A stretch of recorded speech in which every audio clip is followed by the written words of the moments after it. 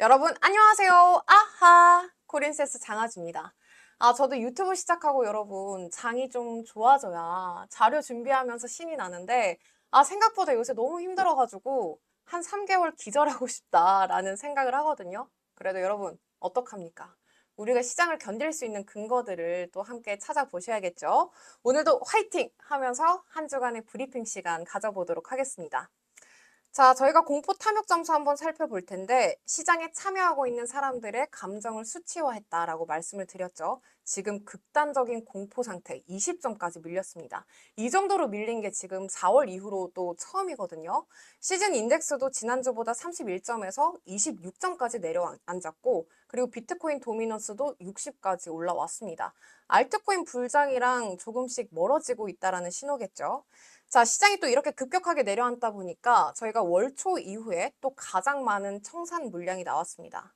자, 롱 비중이 당연히 높았겠죠. 비트코인도 숏보다는 롱 비중이 20배, 이더리움도 10배, 솔라나도 20배가 넘는 롱 물량이 나왔습니다. 마음이 너무 아프죠. 비트코인이 10월에 또 음봉을 그려냈습니다. 파월 형이 또 이렇게 배신을 했어요. 원래 믿고 있진 않았지만 이번에 새벽에 또 제 텔레그램 방에 실시간으로 업로드를 해드렸는데 파월이 말도 이번에 엄청 길었잖아요. 12월에 금리 인하 가능성이 좀 멀어지고 있다. 앞으로 나오는 경제 지표를 확인을 해봐야 한다.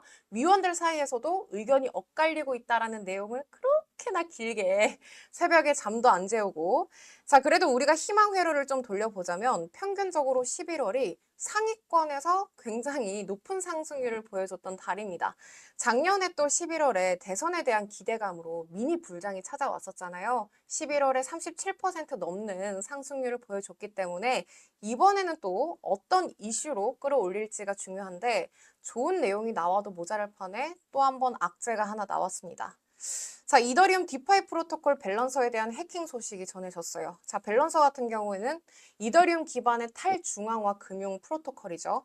디파이는 사람들이 코인을 맡기고 이자를 받거나 거래를 하는 곳인데 중앙 기관 없이 스마트 계약으로 자동으로 돌아가는 곳입니다. 자, 지금 보시면 해커가 시스템의 약점을 찾아서 1억 달러 넘게 훔쳐갔습니다. 1,400억 원이죠. 자, 밸런서 측은 해킹 사실을 인정을 했는데 거시경제도 불안한데 해킹 문제까지 터지고 내부적으로 보안팀이 조사하고 있다라고 밝혔습니다. 자, 그런데 여러분, 밸런서 시총이 1,000억도 안 돼요. 시가총액은 무려 669입니다. 자, 그래서 이게 그냥 이유를 붙여서 일부러 떨어뜨리지 않았나라는 생각을 개인적으로 하고 있는데 그 와중에 우리를 도와주지 않는 물가죠. 자, 미국의 실시간 인플레이션 지수가 최근 몇 주 동안 꾸준하게 상승세를 보이고 있습니다. 공식 CPI보다는 낮은 상태지만 서비스와 에너지 쪽으로 앞으로 물가가 오를 수 있다라는 부정적인 전망이 나오고 있거든요. 그래프를 보시면 지금 4월부터 저점을 찍고 하반기 들어서 계속 올라가고 있고요. 물가가 상승세를 보이면 연준의 금리 인하는 계속해서 멀어질 수밖에 없습니다. 자, 그래도 그 와중에 트럼프 대통령 노력은 하고 있는 것 같죠? 말뿐인 건지 지금 지난주 도쿄에서 열린 만찬에서 파월이 곧 교체될 수 있다라는 이야기를 또 한 번 했습니다. 내년 5월까지가 파월의 임기 기간이 남았는데 아무래도 연준은 독립적인 기관이잖아요. 그래서 정부가 임의대로 해임할 수 있는 권한은 없습니다. 자, 만약에 대통령이 연준의 독립성을 무너뜨리게 된다면 사실 장기적으로 봤을 때 시장에 불안함을 줄 수 있는 요소거든요. 그래도 암호화폐 시장에는 단발적인 반등 정도는 줄 수 있는 요인이 될 것 같습니다. 자, 일단 중국과의 에이펙 협상도 잘 마무리가 됐죠. 잘? 이라고 할지 모르겠는데 펜타닐 관세를 20에서 10%로 줄여주고 그리고 상품 관세율도 55에서 45%로 낮춰줬습니다. 10%씩 빼줬는데 부가세 빼준 건가요? 하지만 정상회담 때 우리가 요구했던 건 정말 큰 빅딜이었잖아요. 근데 생각보다 너무 스몰딜 협상으로 인해서 이 직후에 미증시도 차익 실현 매물이 나왔고요. 그리고 암호화폐 쪽도 투심이 살아나지 못하고 있습니다. 하지만 여러분, 우리는 지금 관세보다 지금 이 시장 아래, 이 수면 아래를 보셔야 하는데 제가 생각했을 때 지금 암호화폐 시장에 자금이 빠지는 이유, 개인적으로 이 기사를 하나 소개를 해드리도록 할게요. 자, 연준이 사상 최대 오버나이트 레포를 긴급 투입했다. 연준이 레포 시장에 하루 만에 294억 달러를 부었습니다. 역사상 최대 규모라고 하는데, 자, 레포 시장이 무엇이냐? 일종의 하루짜리 단기 대출 시장입니다. 은행이나 금융기관들이 정말 급할 때 국채를 담보로 맡기고 단기적으로 현금을 빌려주는 곳이거든요. 자, 연준이 갑자기 이렇게 큰 돈을 레포 시장에 빌려줬다라는 건 은행들이 지금 현금이 부족하다라는 뜻이죠. 유동성이 메말랐다는 뜻입니다. 자, 지난주에 연준의 통화정책 내용에서 유동성 레포 위기에 대한 가능성이 나왔기 때문에 만약에 지금 연준이 충분하게 개입을 하지 못한다? 지금 시장에 상당한 충격을 줄 수 있는 요인입니다. 자, 시장에서 현금, 유동성이 부족해졌다라는 신호를 보내고 있는데 연준은 지금 금리 인하를 미루고 있죠. 말 그대로 눈 가리고 아웅하는 격입니다. 자, 장기적인 셧다운이라든지 금리, 그리고 해킹 이슈까지 터지면서 지금 암호화폐 쪽이 투심이 회복이 되지 못하고 있는 건 온체인 데이터 상에서도 나타나고 있습니다. 자, 비트코인의 거래소 평균 입금량 데이터 한번 살펴볼 텐데 우리가 평상시에 거래소에서 물량이 나간다는 뜻은 지갑으로 보관이 되기 때문에 장기적으로 보관할 물량이구나. 반대로 거래소에 들어온다는 건 단기적으로 매도를 할 수 있는 거 아닌가. 부정적으로 해석을 해볼 수가 있어요. 자, 최근 11월 초에 이 거래소로 들어오는 물량이 또 한 번 늘어났습니다. 단기적인 차익 실현 매물이라든지 시장의 불안정한 심리를 담고 있다는 건데 이렇게 급등했던 시점에도 비트코인 가격이 10만 달러에서 잘 지지를 해주고 있습니다. 겨우 지지를 하고 있죠. 그러다 보니까 지금 비트코인 가격이 지지를 하고 있다 하더라도 5월의 가격이잖아요. 장기적으로 횡보 구간에 접하고 있습니다. 자, 그런데 이렇게 시장이 불확실한 시기에 스테이블 코인 유입량이 폭발적으로 늘어났어요, 여러분.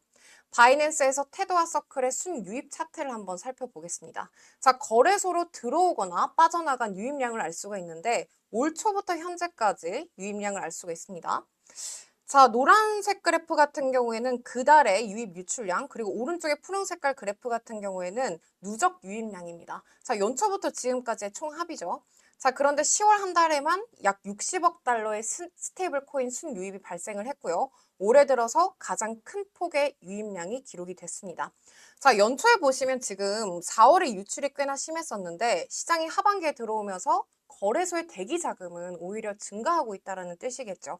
자, 스테이블 코인이 들어온다는 건 시장에 대기하고 있는 매수 자금이 그만큼 많아지고 있다는 뜻입니다. 자, 저희가 마지막으로 재미있는 이슈 한번 살펴볼 텐데 솔라나와 리플이 맞짱을 뜨기로 했습니다. 이게 또 어디서 시작된 거냐? 리플 진영에 한 트윗이 하나 올라와요. 솔라나? 우리 리플이랑 동급이 아니지라는 글이 올라왔는데 솔라나가 이걸 리그램하고 솔라나? 리플이랑 동급 아님 이런 글을 올렸습니다. 자, 솔라나 매니저 노바이가 직접적으로 리플 임원진 너네 온체인 데이터로 우리랑 한번 붙어보실? 이렇게 제의를 하고 있습니다. 자, 솔라나 측에서는 솔라나 1일 활성 계정이 하루에 250만 개인데 XRP 같은 경우에는 10분의 1도 안 되지 않냐라는 걸 내세우고 있고요. XRP 같은 경우에는 우리는 금융기관이라든지 결제 인프라가 굉장히 오랫동안 구축해온 오리지널이야. 이런 점을 내세우고 있습니다. 자, 제가 볼 때 이 논쟁의 핵심 같은 경우에는 속도나 활동량이 많다 vs 그리고 금융기관과의 연계 그리고 신뢰 구축이 중요하다라는 점을 둘이 내세우고 있는 것 같은데 활동량이 많다고 해서 자동으로 가치가 올라가는 것도 아니고요. 또 금융기관과 연계가 되어 있다고 해서 뭐 그 코인의 가치, 뭐 기술적인 측면에서 더 우수하다고 할 수는 없습니다. 투자자 입장에서 이 두 종목을 비교를 해 보실 때 내가 중요하다고 생각하는 게 무엇이냐? 속도나 아니면 활성화가 핵심이냐? 아니면 금융기관이라든지 실사용 사례가 핵심이냐라는 점이겠죠. 결론은 둘 다 좋다. 연고전, 고연전 이런 느낌인 것 같아요. 자, 그 와중에 솔라나 ETF 빗소리 엄청난 속도로 자금이 유입되고 있습니다. 이번에 제가 솔라나 관련해서 쇼츠를 하나 찍었는데 안 보신 분들 없으시겠죠? 자, 이더리움도 하지 못한 스테이킹 ETF 솔라나가 해냈고요. 물론 이더리움 ETF가 연초에 굉장히 큰 자금이 유입이 됐죠. 가장 오른쪽에 그런데 주간 순유입을 보시면 빗소리 신규 상장 이후에 수요가 엄청나게 발생을 하고 있고요. 주간 유입량으로도 1위를 찍고 4억 1,700만 달러, 하나로 약 5,700억 원이 들어왔습니다. 솔라나? 이번에도 솔라나? 솔라나뿐만이 아니라 여러분들이 가지고 계신 모든 코인들이 한 방에 쏘길 기원하겠습니다. 다음 주에는 제발 더 웃으면서 만날 수 있도록 해볼게요. 여러분 화이팅 하세요. 화이팅! 안녕!